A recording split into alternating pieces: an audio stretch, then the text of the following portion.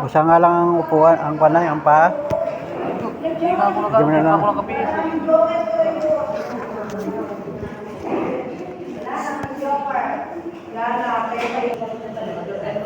Kasi nagkaroon ng problema ng iba yung technical ko sa trabaho.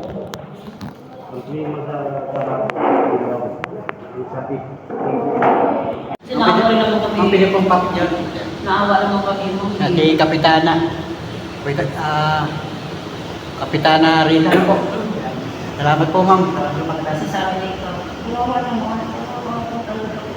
At dinalo kami Sabi dito. nung ano, kaya dalatin yung anak niya. Baka siya magdadala ng cake na earn na sa Cebu. Sila dati na yung anak niya sa Cebu. Sabi ni Kapitana, So, ayan, at dumalaw dito si Kapitana Risa.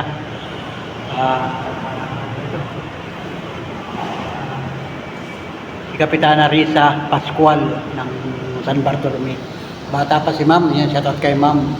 Salamat sa iyong ipinarating na abuloy o pagtulong kay Kuya Roy sa kanyang burol. Kami nga ni Miss Panulay nabutan dito. Kaya naman kami pa na-entertain namin mga ito. Salamat, Kapitana. Sa iyong pinaabot na sobre. Pangdagdag din ito. si Kapitan ay tatay niya. Yung kagabi, si Kapdong ay kagawad na ngayon. Dating kapitan. So, ang nakapwesto ngayon ay si Anak. Kapitana Risa Pascual, anak daw. Anak pa niya. Salamat, ma'am, at kayo nakabisita dito sa amin. Sabi ay magpapadala rin ng tupas mamaya. Salamat, ma'am, at ngayon ay umaga pala ngayon.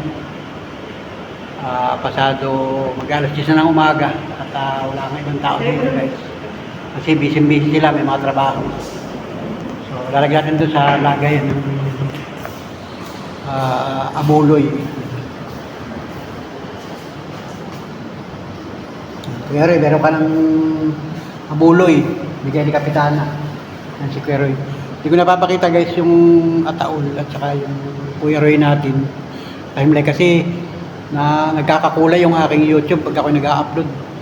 Yung aking upload kagabi ay kanina lang nagkaigi. Nakadalawang edit ako kasi puro nakatutok lahat yung nahagip yung ataol ni Kuya Roy. Ay nagkakakulay yung aking mga video upload. Pag-vlog ako ay dito lang sa labas. Pag minsan yung mga taong bumibisita dito na lamang, hindi ko na pupukusan doon sa loob. Kasi kahapon ay yung vlog ko ay kinuhanan ko talaga ng tuloy-tuloy yung pagbababa doon sa service, saka yung pag-a-arrange dito sa loob, pag-aayos. Ay bawal pala yun sa YouTube. Ewan ko kung ba't nagkaganon. Kumbaga nagkaroon ng kulay. Ay di pag-upload ko, naku may kulay na naman. Di delete ko na naman. Tapos ay inedit ko naman ng panibago. Ayun, nagkaigi na kanina. I-upload ko uli kung magkakaigi na yun. So pasensya na kayo mga panalabres at medyo antok pa nga tayo at napalaban tayo ng magdamaga na walang tulugan. Yun yung mga kapatid ni Miss Panulay, busy sila lahat. Kaya kami ni Miss Panulay nandito. At may mga dumadating dito na ibang mga kamag-anak nila na yung iba hindi ko kilala. Hindi ko na rin binibidyohan kasi hindi naman sila sanay sa video. Hindi sila sanay sa vlog. Hindi yung iba na lamang na mga kamag-anak namin, kakilala ko na nakukuhanan ko pag minsan. At minsan nga maraming tao dito. Kagabi ang dami rin tao. Mga dumadalaw kay Kuya Roy. Kasi sobrang bait talaga kay Kuya Roy. Yung iba nagugulat. Ba't nagkaganon. So sa lahat ng mga minamahal natin viewers at mga solid kapanood friends, nandito pa rin kami sa may chapel ng Barangay San Bartolome. Dito ito sa may pagpasok ng yung likod ng simbahan ng Holy Cross sa Novaliches. Meron ditong sementeryo na Manila Memorial. So papasok dito sa may pinakang entrance ng Manila Memorial at dito mo madadaanan yung chapel ng Barangay San Bartolome. Yung burulan nakalagay dito, burulan ng barangay, ganun nakalagay din na yun. libreng burulan. May dalawang chapel dito na may nakalagak dito parehas. Kuya rin, saka sa isa, meron pa rin. Hindi ko na rin papakita yung guys, pero ito yung bahagi ng tent nila. Ano, labisa. Yan lang papakita ko sa inyo para tayo ay clear. Hindi ko na papakita yung loob. At tayo na-restrict ang bihirang buhay. So salamat mga palabas sa lahat ng mga nakatutok at nakasubaybay. So salamat once again kay Kuya Willie Ate Lina ng Laguna Hills, California. Nagpaabot ng pagtulong nung pamang isang araw ay na-receive na natin at kada paano ay naitulong na rito. Saka si Ate Daria at si Sir Estrella ng Tugatog Malabon, nagpaabot din sila. So nasa Gcash pa yung mga idol at paprocess din natin kada paano maitulong din dito kasi 4 na araw ito na ibuburol dito at kagabi nga ay parang napagdesisyon na nila na ililibing na lamang dito sa meron doon malapit na cemetery dito. Nalilimutan ko rin yung pangalan pero yun, ililibing na lang siya mga idol at napagkasundo na ng magkakapatid.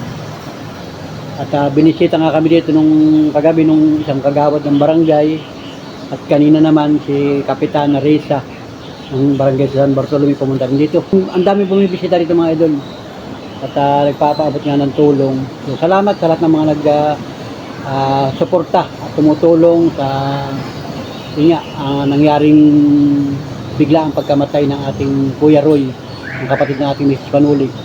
At kami ngayon nandito pa rin ni Mrs. Panuli hanggang ilibing si Kuya Roy. So yung mga kapatid ay nandito naman lahat, kompleto naman yung mga kamag-anak, kakilala. Mga kapatid, yung anak ni Kuya Roy dadating din galing ng Cebu. So sa mga tita namin, mga tita ni Damarisa, tita ni Mrs. Panuli na nasa ibang bansa, nagtawag na rin. So salamat po sa lahat-lahat ng mga tumulong at tutulong pa para kasi paano ay yung abuloy ba mga idol. Yun naman ay kalakaran dito sa Pilipinas, yung abuloy. So, malaking bagay mga idol. Salamat po sa inyong lahat. Thank you mga solid ka Panuli friends at subaybay pa ninyo yung vlog ko at mag-vlog ako ng pautay-utay. Iba-iba lang mga vlog ko. Hindi ko na pupukusan doon sa loob. At tayo ay nare-restrict sa sa vlog natin. Pambihira mga idol. So, salamat sa inyo mga friends. Salamat sa lahat ng mga nakatutok, nakasubaybay sa ating vlog. Si Ate Ibon nagtawag rin kay Miss Panuli kagabi. Tagal din niyang kausap hanggang alas 11. Alas 12 yata yun. Salamat Ate Ibon sa iyong pagmamahal kay Marisa sa kay Panuli, sa aking pamilya. Kay Kuya Roy na maalam na. Sa iba nating mga viewers na may mga pinagdadaanan sa buhay. So, laban lang mga idol. Walang imposible sa Panginoon Diyos. Tayo ay manalangin at sama-sama tayo magdasal para tayo ay maging okay ang lahat mga idol. So, salamat sa lahat ng mga tumututok at sumusubaybay sa vlog ko. Yung mga nag-aabang ng vlog ko. Pasensya na po kayo. At ito lang yung ating mga content sa aking YouTube channel. Pagbalik uli ng probinsya ng Quezon, tingnan natin kung may mga vlog tayong bago. So salamat at pasensya na po kayo at bihira ako makapag-upload ng mga nakaraan at ngayon nga po ay malago na rin yung buhok ko, hindi ako nakapagpagupit, nagkadalian. Doon ako magpapagupit sa Lopez pagbalik ko doon. Excuse me, yan nagkain na po kami ni Miss Panuli. Dami naman pagkain dito, hindi ka naman magugutom. Kahit nga kagabi, panay ang kain namin. Sari-sari ang kinakain dito guys. Ayun. So mamaya marami na naman bisita na dadalaw dito kay Kuya Roy. At nandito nga sa chapel ng barangay San Bartolome. Alam niyo to. Alam niyo yung lugar nito kung kayo taga rito. Kung kayo taga rito, alam niyo ito. Kasi malapit lang ito, nadadaanan talaga. Open naman dito, nakakapasok ang mga sasakyan, tricycle, single, mga kotse, nakakadaan dyan, no? O, ang daming dumadaan dyan. Tabing highway. Malawak pati ang parking, oh. Lawak ng parking kahit Kahit truck ang dalhin mo dito, kahit in-wheeler. Kahit bus, dalhin mo dito, parada mo rin. Kaya lang, doon pa lang sa labas, magpasok mo ron, huli ka na. Ticket ka kabi-kabila, pambihirang buhay. So, ayun. At medyo kakaiba nga man nakikita ko dito, ako napapatingin sa mga tao, hindi ko naman kilala. So, yun, pag minsan may mga tao, ano, itong lugar ito guys, yan. Yun. Marami akong video rito na mga nakasave. Yung ibang nakakuhanin ko kahapon, saka no isang araw, ay dinudugson-dugsong ko nga ay yung isang vlog ko kahapon ay yun nga, na-restrict tayo mga idol, bawal pala yun. Di kailangan yung aking mga vlog ay kumbaga friendly, walang copyright kasi palibasa nga yung ating YouTube channel ay monetize, ay may mga bawal. Sa pamamagitan ng pag-upload malalaman mo kung pwede o restrict, pwede gawa ng paraan mga ito. Kaya puro ako edit. Ay hina pa naman ang problema dito, wala akong internet. Nagpalad lang ako kay Monica para magamit ko yung YouTube nito, yung pag-upload ko. Ang bagal, kagabi pa, ang bagal nung pag-upload ko. Hanggang sa umabot ang umaga, lalong nawala yung YouTube ko. Tawag ulit ako kay Monica, Monica, ludan mo nga ka cellphone. Ludan mo para ako makapag-YouTube, para ako makapag-upload. At dito pala, walang free wifi. Nagtanong din ako dito sa barangay kung may free wifi, wala. Saka yung mga hinuhulugan na piso wifi, wala din. Naglakad ako papunta doon. Saka dito, naglakad ako dito, wala. Ay di tanging data lang ang gamit natin. At yun nga, nagpalod uli ako kay Monica. At gumana na uli mga idol. Kaya itong vlog ko na ito, i-upload ko mamaya, ay okay na, nagagamit ko na yung YouTube. Kaya lang medyo mabagal talaga pagka data lang ang gamit. Kaya medyo i-exam ko na lang yung mga vlog ko para mabilis siyang makapag-upload. Gusto ko sana mahahaba ang video, kaya lang hindi kinakaya nung data. Saka na lang pag ako nasa bahay na o sa bahay nila Margie, may internet. Kaya lang nandito kami